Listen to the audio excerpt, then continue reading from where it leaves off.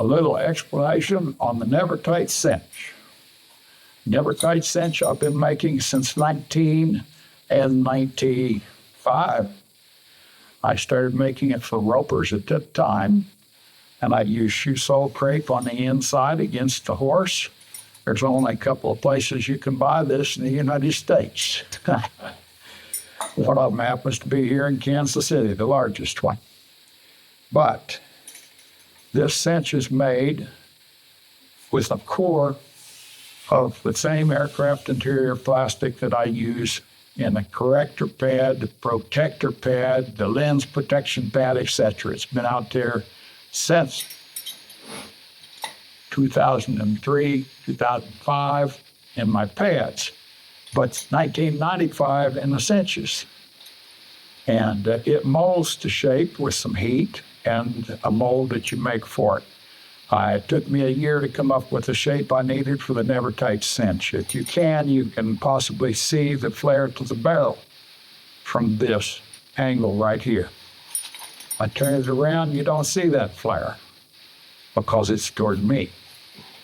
A larger D-ring, the F right here for front is how it has to be used on the horse because it's shaped to a horse except in one place.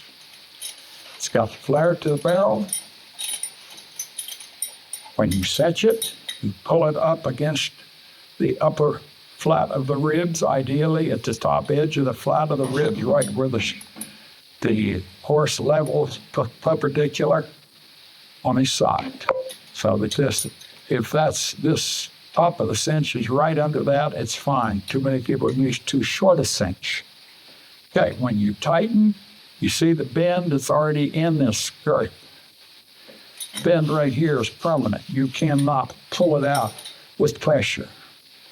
Therefore, the flat of the rib starting about here sheets straight up into here.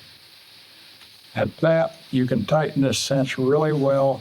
You tighten on the sternum, you tighten under the buckles, you can slip your fingers in here. They can breathe. You can work an animal good and hard like my mule. Yet, when they stop, you watch the animal breathe, you see them go in and out from the cinch, the ribcage. It's still holding the saddle in place. This is like a little saddle fitted under the horse or mule. It doesn't cinch sore and gall, doesn't bite in. I've had barrel racers that had problem with their horse not going into the first barrel, want to dodge off, put cinch on, stopped it, didn't change anything else.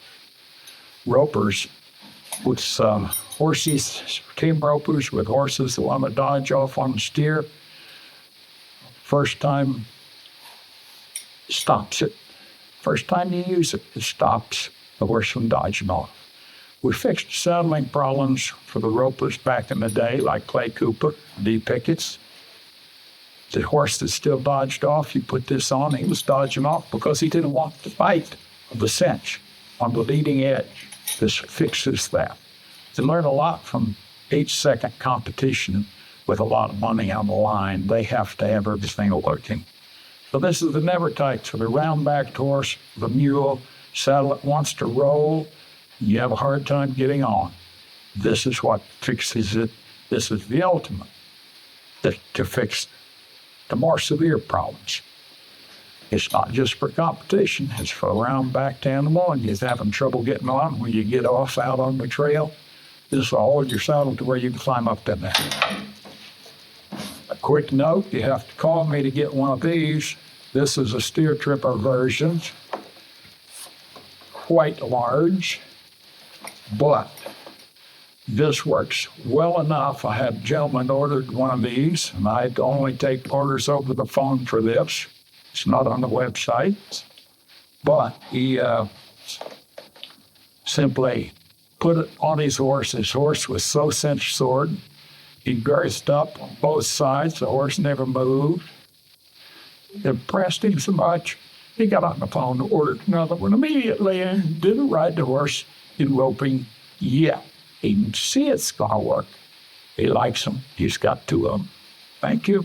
This was a steer tripping version of the Never-Tight Cinch. And you notice that even on the Never-Tight here, this curves down and away in the molded shape that I gave to do the core plastic on the interior of this cinch that makes it have its shape. So right here, you like this.